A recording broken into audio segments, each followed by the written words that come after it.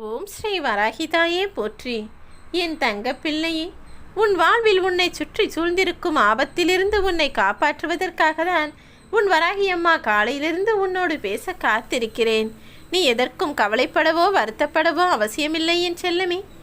எவ்வளவு பெரிய சிக்கலோ ஆபத்தோ பிரச்சனைகளோ எது வந்தாலும் அத்தனையிலிருந்தும் உன்னை மீட்டெடுத்து காப்பாற்ற உன் வராகி அம்மா நான் இருக்கிறேன்.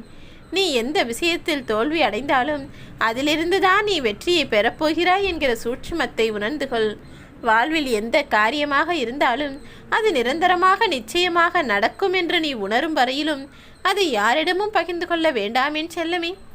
ஏனெனில் உனக்கு ஒரு நல்லது நடக்கப் போகிறது என்றால் அதை பார்த்து சந்தோஷப்படுபவர்களை காட்டிலும், அதை பார்த்து உன்னை வாழ்த்த நினைப்பவர்களை காட்டிலும் உன்னை வீழ்த்த நினைப்பவர்கள்தான் அதிகமாக இருக்கிறார்கள்.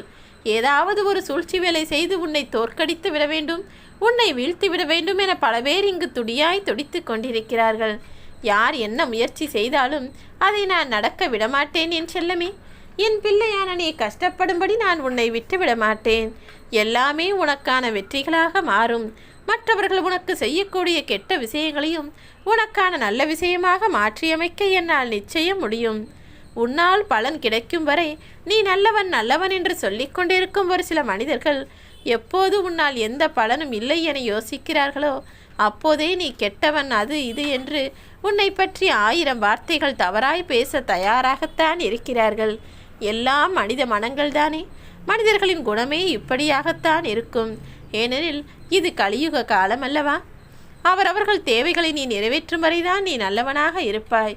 எப்போது அவர்களுக்கு தேவை முடிந்து போகிறதோ அல்லது அவர்கள் தேவையை உன்னால் நிறைவேற்ற முடியாது என தெரிகிறதோ அப்போதே உன்னை சிறிதும் யோசிக்காமல் தூக்கி போட தயாராக இருக்கக்கூடிய மனிதர்களாகத்தான் உன்னை சுற்றி இருக்கக்கூடிய ஒரு சில மனிதர்கள் இருக்கிறார்கள் என் செல்லமே. இல்லாத போது எந்த விஷயத்தையும் அதிகமாக தேடி தவிக்கிறனே, அதுவே உனக்கு கிடைத்துவிட்டால் அலட்சியமாக நினைக்கிறாய்தானே. என்ன கிடைத்தாலும் எது நடந்தாலும் எதையும் அற்பமாய் நினைக்காமல் அலட்சியமாய் பாராமல் எல்லாவற்றின் அற்புதத்தையும் புரிந்து உணர்ந்து நடந்து கொள். அன்பை அள்ளி கொடுப்பவர்களை காட்டிலும் பணத்தை கொட்டி கொடுப்பவர்களை தானே இந்த உலகம் நல்லவர்கள் என்று சொல்கிறது. அவர்களுக்கு தானே மதிப்பும் மரியாதையும் கொடுக்கிறது. அப்படி என்றால் என் அன்பு வீணானது தானா? பணம் சம்பாதிப்பது மட்டும்தானா எனது வாழ்க்கை அம்மா என நீ மனதிற்குள் வருத்தப்படுவதெல்லாம் எனக்கு தெரியும். அவர்களை காட்டிலும் அதிக பணத்தை கொட்டி கொடுக்கக்கூடிய அளவிற்கு உனக்கு வசதியையும் வாய்ப்பையும் நான் கொடுப்பேன் என் செல்லமே. நீ ஏன் மற்றவர்களைப் போல வாழ வேண்டும் என நினைக்கிறாய்? உன்னை பார்த்து மற்றவர்கள் வாழ ஆசைப்படும்படி உனக்கான வாழ்வில் நான் உயர்வை கொடுக்கத்தான் போகிறேன். ஒரு விஷயத்தை உன்னால் கனவு காண முடிகிறது என்றால் நடக்க வேண்டும் என நீ ஆசைப்படுகிற விஷயத்தை நிச்சயமாக உன்னால் நடத்தி காட்டவும் முடியும் என் தங்கமே. உன்னுடைய வாழ்வில் நீ சாதனை படைக்கும்படி உனக்கான விஷயங்களை மிகச் சிறப்பாய் நான் செய்து கொடுக்கத்தான் போகிறேன். சாதிக்கக்கூடிய எண்ணம் உன் ஆள் மனதில் இருந்து விட்டால் எப்படியாவது இதை நான் செய்து விடுவேன், சாதித்து விடுவேன் என நீ முழுவதுமாக நம்பினால் உன்னுடைய விடாமுயற்சியின் மூலமாகவே உனக்கான விஷயத்தில் நான் வெற்றியை கொடுத்து விடுவேன்.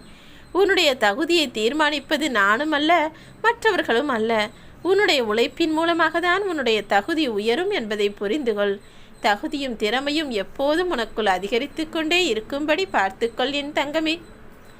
ஏதாவது ஒரு விஷயத்தை யோசித்து நீ விழுந்து விழுந்து சிரிப்பதில் எந்த தவறும் இல்லை. ஆனால் யாரோ ஒருவர் வீழ்ந்து விட்டார், யாரோ ஒருவருக்கு உடம்பு சரியில்லை, யாரோ ஒருவருக்கு கெட்டது நடந்துவிட்டது என்பதற்காக கீழே விழுந்தவரை பார்த்து சிரிக்காதே என் செல்லமே.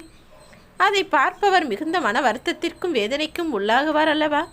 அப்படி கஷ்டப்படுபவர்களை பார்த்து நீ சந்தோஷப்பட்டாயானால் அதே நிலை மீண்டும் உனக்கு வராது என்பதை உன்னால் உறுதியாக சொல்ல முடியுமா?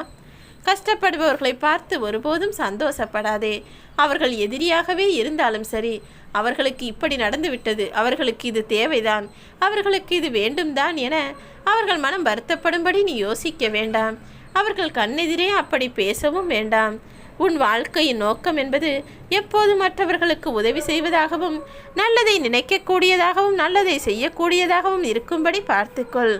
நிம்மதியான வாழ்க்கையை தானே வாழ வேண்டும் என ஆசைப்படுகிறாய். அப்படி நீ நிம்மதியாக வாழும்படி உன்னை சுற்றி இருக்கக்கூடிய பிரச்சனைகளையும் கஷ்டங்களையும் நிச்சயமாக நான் விலக்கி வைப்பேன் என் செல்லமே. நான் உனக்கு ஒரு ஆறுதல் சொல்லும்போது நீ எப்படி மனதால் நிம்மதி அடைகிறாயோ உன் கவலைகளை மறக்கிறாயோ அதே போல வேறு யாராவது இப்படி வருத்தப்படக்கூடிய சூழலில் இருந்தால் உன்னால் அவர்களுக்கு உதவ முடியவில்லை என்றாலும் கூட ஒரு சிறு ஆறுதல் வார்த்தையாவது பேசி பழகு.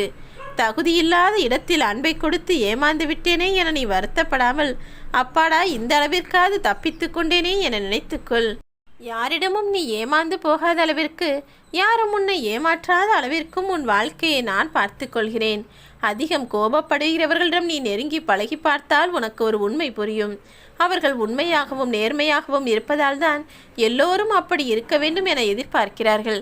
அந்த எதிர்பார்ப்பு நடக்காத போது அவர்கள் அதிகமாக கோபப்படுகிறார்கள். மற்றபடி அவர்கள் நல்லவர்கள்தான். ஆனால் அதே போல நீயும் இருக்க வேண்டும் என யோசிக்காதே என் செல்லமே. நேர்மையும் உண்மையும் இருக்க வேண்டியதுதான். ஆனால் அதை மற்றவர்களிடம் நீ எதிர்பார்க்க முடியாதல்லவா? நீ உனக்கு உண்மையாகவும் நேர்மையாகவும் இருந்து விட்டு போ. மற்றவர்கள் எப்படி இருக்க வேண்டும் என்பதை நீ தீர்மானிக்க கூடாது என் செல்லமே. யார் எப்படி இருந்தாலும் அதை அவர்கள் குணம் என்று ஏற்றுக்கொள்ள பழகு. என்னதான் நீ எல்லோரிடமும் அன்பாக பேசினாலும், பகையாக பார்த்தாலும், கோபமாக பேசினாலும் சரி, எல்லாரும் எல்லாருக்கும் வெறும் நினைவுகளாக மட்டும்தானே இருக்கப் போகிறார்கள். எல்லோரும் எப்போதும் எல்லோருடனும் வாழ்ந்து கொண்டேவா இருக்கப் போகிறார்கள்? ஒரு நாள் இல்லாவிட்டால் ஒரு நாள் எல்லா மனிதர்களும் இந்த உலகை விட்டு போகக்கூடியவர்கள் தானே.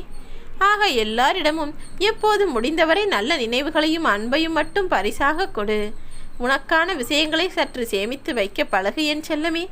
ஏனெனில் நீ கஷ்டப்படும் சமயத்தில் உன் சேமிப்பு தான் உனக்கு மிகவும் உறுதுணையாக உதவியாக இருக்கும் என்பதை மறவாதே.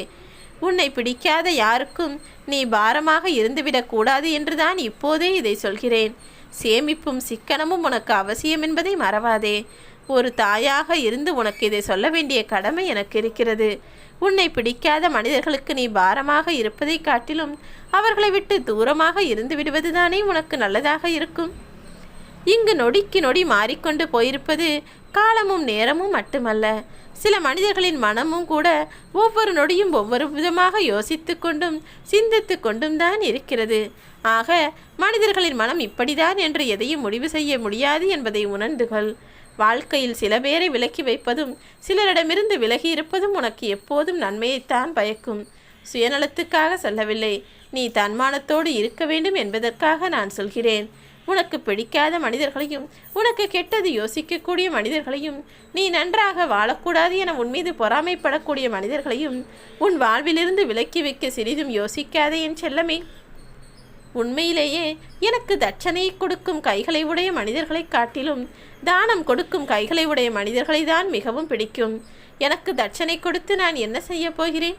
அதற்கு பதிலாக இல்லாத மனிதர்களுக்கும், எளிமையான மனிதர்களுக்கும், உடலாலும் பசியாலும் வருத்தத்தாலும் இருக்கும் மனிதர்களுக்கு உன்னால் முடிந்த உதவியை செய். அவர்களுக்கு நீ செய்யக்கூடிய தான தர்மம் என்பது நீ எனக்கு செய்வதை போல் என்பதை மறவாதே.